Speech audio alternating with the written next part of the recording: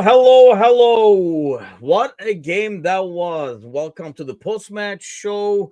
There's so much to talk about, but what a game. Liverpool 2, Real Madrid 0. I know before the game I said I really don't care about the result, but god damn it, once the ball gets kicked off, everything changes. It was like a stress fest for a little bit over there, but an awesome game overall. Barak is with us.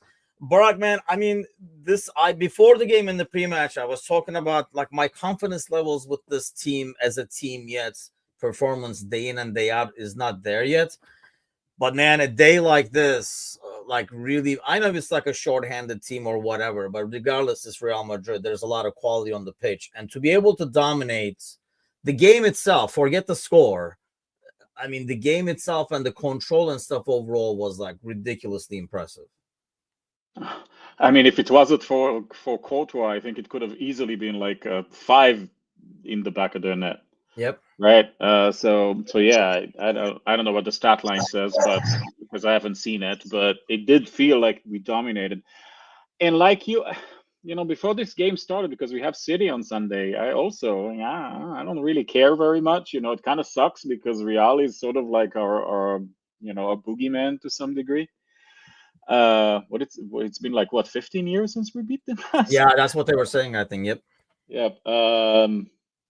But you're absolutely right. Once that whistle goes off, you forget about all that. You just want to win this game. Yeah. And it was just I'm really hoping that Connor isn't really hurt, that it was a cautionary sort of like walk off, walk off. He had an incredible game. Yeah. Konate, what on earth happened there? Did Hendrick slid into him at the very last second over there? That little shit. They were going back and forth with him already. That's why he got the yellow card, because that was an intentional trip he did like 2 minutes before.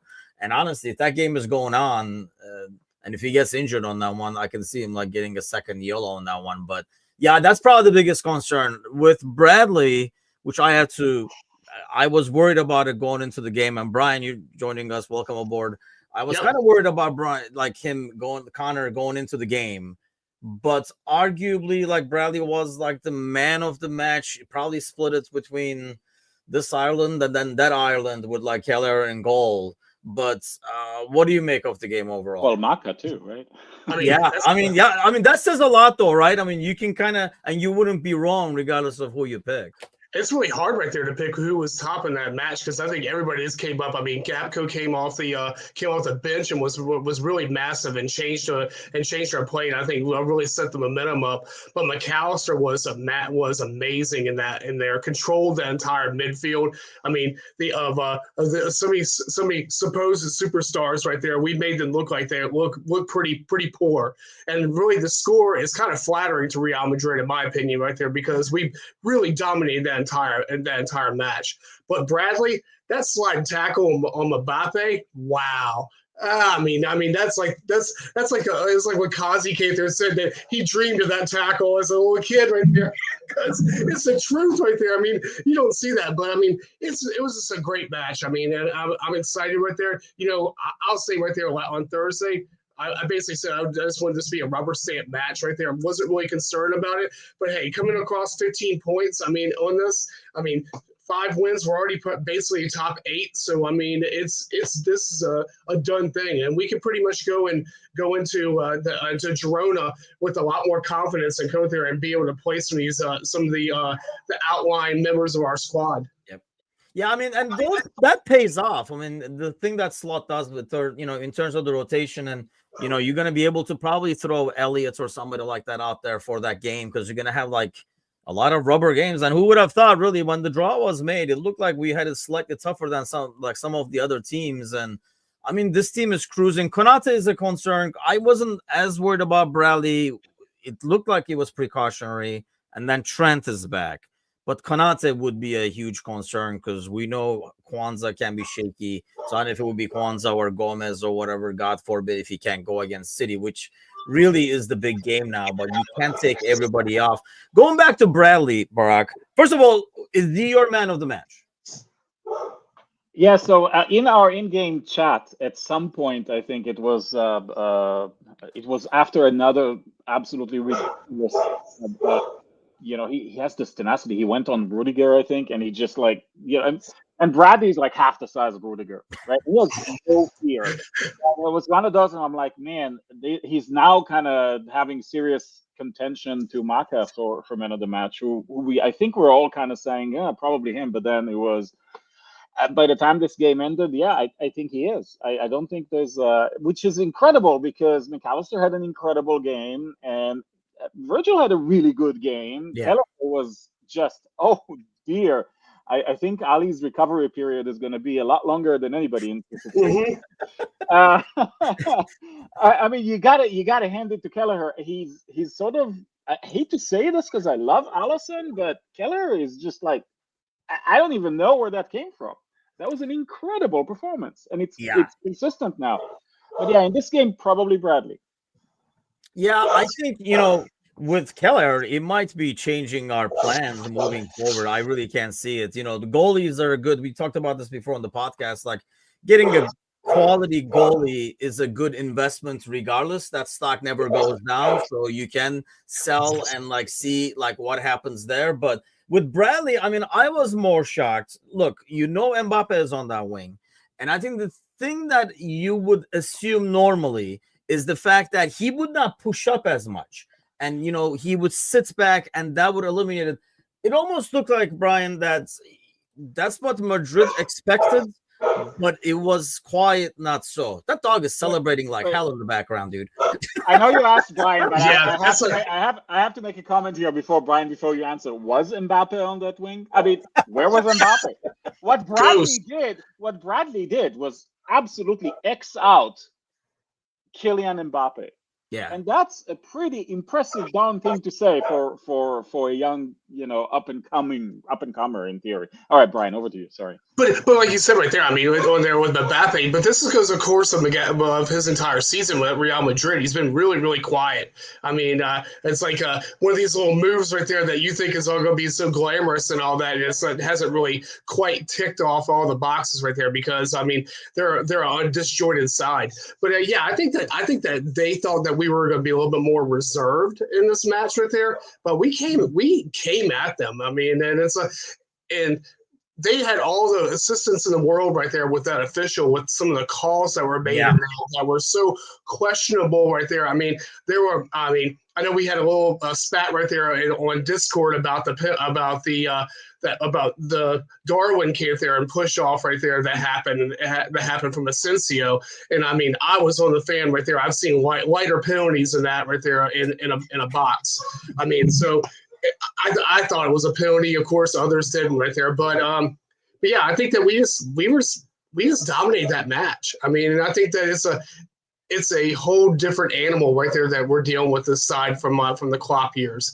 But back on the thing you were talking about with Allison, I mean, I'm in the Galley camp right there. I think that Allison right there is kind of like a person that we could move on in the summer. I mean, I think that we have Kelleher is a decent keeper, and I think Marchavelli right there coming in right there gives you a different option of a keeper, and you still have Jaros in the background right there. So I mean, you have a pretty strong amount, and then Davies down there who's actually a good keeper too. So we're pretty stacked right now in the keeper department. Could we afford to lose a 31-year-old keeper right there and actually make good money off of him? Sure. Yeah, I mean, honestly, when we signed Mamardashvili, I was thinking of that was more like a precautionary thing because the Saudis came for Ederson in summer. So, that was like, hey, maybe next summer or next time they're going to come for Ali. We got to have a backup plan kind of thing. And, it is still a good backup plan, but I think Keller is really making a case for himself, man, because not only because of the saves and stuff like that, which he's getting better and better with like 1v1s, but I think like how comfortable he is with the ball on his feet, which is something that you don't get for Mamardashvili. But let's go back to the midfield because Serzi says kept Modric and Bellingham quiet too. I mean, that's when we come to McAllister, I think, Barak. Gravenberch has become, I was talking about this before the game, like you almost expect a certain level. He wasn't extraordinary, but you got his average level. And before the game, Serzi and I picked McAllister as the key person going into this matchup. And man, his his like overall demeanor, and like sometimes he just does a one-touch pass that calms everything down, and knowing when to move the ball, controlling the pace and stuff. And people want him to keep getting pushed up and stuff. I still think this is the perfect spot for him. And today we saw exactly why. He can still be effective in the box, but control the pace in the double pivot. I mean, I know that on paper there was only one Luka Modric in play, but there were kind of two, and one of them was better than the original. Right? I mean, that's I think the best way I can sum Maka. And yeah, I mean, all respect to Modric, he's getting up there, right? I mean, how old is he now? He's almost my age, so let's put it that way. That's not a good sign for any footballer, yeah. Right, and the fact that Real still is so dependent on him is kind of interesting, right? When you think about Real Madrid, but yeah, I mean. If it wasn't for Bradley, I think it would be really easy to pick Maka as the man of the match. They both had like immense games, but it's just you got to pick one, right? And that, it's not just what you put in; it's being able to like have these moments that turn a game around, right? That unlock a very stubborn defense. I mean, we remember when we last lost to them in the final of the Champions League, nobody could get a ball past Courtois, and that ball that went past Courtois, that goal from Maka, was just clever. It wasn't like a hard strike, it wasn't anything like that, but it was one of those that even Courtois playing against us is not going to stop. It's just the perfect placement, and that when you think about the levels these guys are playing at and the sort of split second thing they have to deal with and the kind of focus you have to keep in order to compute all of this in the moment and figure out that if you place the ball in that moment in that corner through the legs of the defender, I don't know. I mean, it takes something special. He's a very intelligent player. I mean, yes. He doesn't have the physical, he doesn't have speed and size and all that kind of stuff. But like, I mean, Modric is a good example. I think it's like, very similar in terms of so smart on the pitch, so good on the ball, and like just ridiculous vision, can see everywhere. I mean, he was a key player for Argentina when they won as well. So Spencer, I'm going to hold you to the stats, but Keller, first Liverpool goalkeeper to save 2 penalties in 2 consecutive games in 115 years. That's ridiculous. That's crazy. Honestly, yeah, when he said it this weekend too, I was like, oh wow. But yeah, I mean, overall a great game. Let's just hope that Konate is fine, because that's probably like my biggest fear. But how good is it? Let me say this. How good is it that we now don't have to worry about the last 3 games in the Champions League? Fantastic. I mean, oh, what a benefit is that for the otherwise packed schedule we have. Yeah, I mean, honestly, I was not big on this new format, but instead of one, usually you get like 1 game, maybe like 1 rubber match, 3 of them. I'm kind of liking this. I mean, but I guess not a lot of teams are going to get like 5 in a row either. But yeah, I mean, it's like I say, going into the game, I was kind of like, whatever happens, happens. And honestly, Brian, I put this in the comments too in our Discord chat. And if you're not in Discord chat, where the hell are you? You should just join us, because there's a lot of bantering and fighting going on. But even at 1-0, you knew the game was not going to end 1-0. A lot more to come. I really liked what I saw, and I was very content with what I saw from this team in terms of being able to dominate in midfield, control possession, with a ton of quality still on the bench. Yeah, control pressing. So we did almost that entire second half was controlled. I mean, it was like, with Klopp, with Geigen pressing right there, it was a constant. This was almost like it was control, go back, pass right there, control. I mean, it was just a wonderful match to watch. And I have to give a shout out to another player. Curtis Jones is like growing every minute when he gets on that pitch. I mean, it's like he's like almost like our version of Phil Foden and the way he's playing right there. I mean, it's like he wants to play. I know Anand hates it when he's on the pitch because it takes away his can't play. Don't worry about it. Slow slide right there. But I mean, but Jones right there has just been massive, and I think that he's showing improvement every match. But I mean, it's again right there. I mean, I can't applaud this midfield and this team's effort in this match anymore. I mean, it's to go against a team that has basically dominated us since 2009 right there, and just basically say, hey, guess what? Not Anfield today. We did our job. I know. I want to say, maybe I want to add one last thing. And Timuchin, we actually, I think, talked about this in the past in other games, but there's something about I like to look at like the body language, right? The facial expressions of the players. And right now, were I to be on the pitch, which of course would never have happened, right? But have to be and see this Liverpool as my opponent. I mean, they are. You see this. They're angry almost. It's like, it's just we don't care who it is, and it's kind of been building up. You saw it today. Yeah, you have Gravenberg is young, right? And so that yellow he got was unnecessary, but at the same time, it came out of that hunger that passion. He was not. It wasn't because he was just undisciplined. He was just, you could see it. It came out of that and they all have it.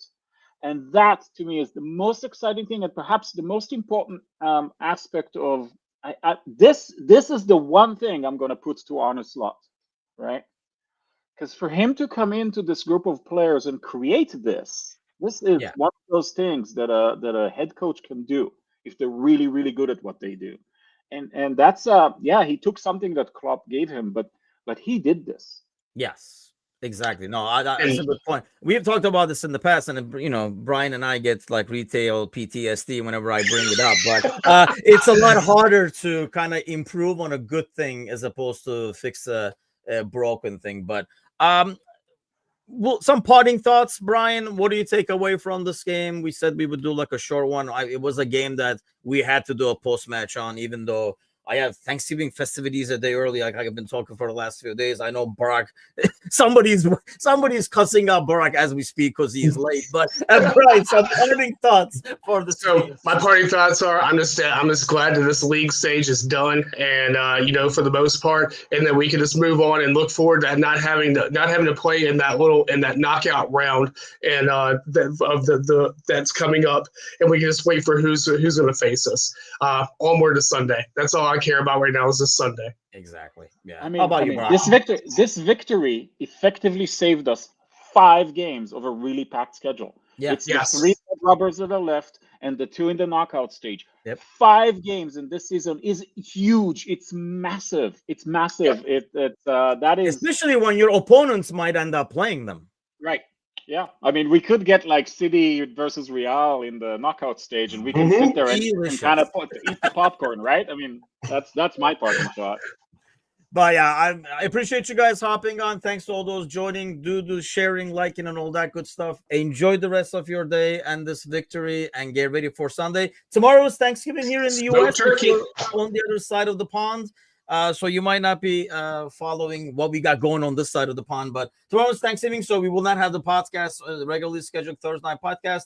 But Friday morning, unless Anan and Kazi is doing some Black Friday shopping, we'll be here for the morning show. So do tune in for that. We'll see you guys. Have a great day. Take care. Happy Thanksgiving. Happy Thanksgiving.